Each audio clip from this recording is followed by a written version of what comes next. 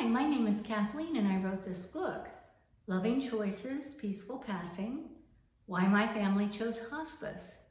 And today I want to talk about some of the misperceptions about the hospice benefit. Some of the people I've talked to think that if the medical care for their terminal illness is withdrawn, then they won't have anyone taking care of them. And that's not true. The hospice nurse is the point person for people that are in the hospice program. She coordinates their care with the hospice physician, the certified home health aides, the social workers, and the chaplain. So the family is well supported with comfort care for the person who enters the hospice program. When Dad came home from the hospital, my sister and I took care of him in their apartment at the retirement community. And the Medicare benefit paid for all of the durable medical equipment Dad needed to be cared for at home, like the hospital bed, the wheelchair, the oxygen concentrator. So Dad was well supported by the hospice nurse, all of the medical equipment he needed, and my sister and I watching over him, and he passed away peacefully in his sleep 29 days after we brought him home. And some people are afraid that if they can't take care of their loved one at home, they can't go into the hospice program. And that's not true either. Some families just aren't set up to be able to care for someone at home. Hospice care can take place in the hospital, at a skilled nursing facility, or in a special facility for terminally ill people. Another woman at a presentation I was at in the community when I was discussing my book told me that when her mom went into hospice, they wouldn't feed her.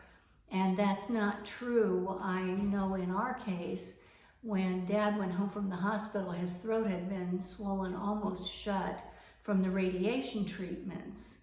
And then after he'd been home a few days and the swelling went down, he was able to start eating again. And that was some of my favorite memories, sitting around that little kitchen table with Mom and Dad, eating dinner together and cracking jokes, and then Dad wanting ice cream for dessert. He was known to have a martini or two. But our case might not be typical. It's common for people who are terminally ill and at the end of life to eat less and to drink less fluids. So if you have any concerns about your loved one's diet or their food intake, the hospice nurse can guide you to make sure that they are comfortable. Another fear people have about going into the hospice program is that they'll just be sedated. And the good news about the hospice benefit is that Medicare pays for all the pharmaceuticals that are required. And the drugs that are administered are for comfort care, primarily pain relief, but also other symptom relief like constipation, nausea, inability to sleep, depression. So all of those drugs are paid for to keep people comfortable and as alert as possible so they can spend those precious few days with their loved ones.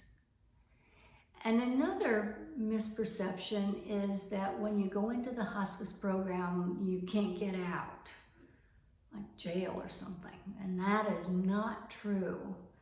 You can exit the hospice program anytime you want. And there are examples of some people who do. One woman found out that her daughter was going to have a baby and she went back into treatment and she was able to live long enough to see her grandchild born. So you are never locked into the hospice benefit, ever. If you'd like to find out more about the Medicare hospice benefit, go to medicare.gov and put hospice in the search box. Again, the book is Loving Choices, Peaceful Passing, Why My Family Chose Hospice. You can buy it anywhere books are sold online. And if you live in the Los Angeles metropolitan area, you can get it at Vroman's Bookstore in Pasadena. I hope you'll pick up a copy and give it a read.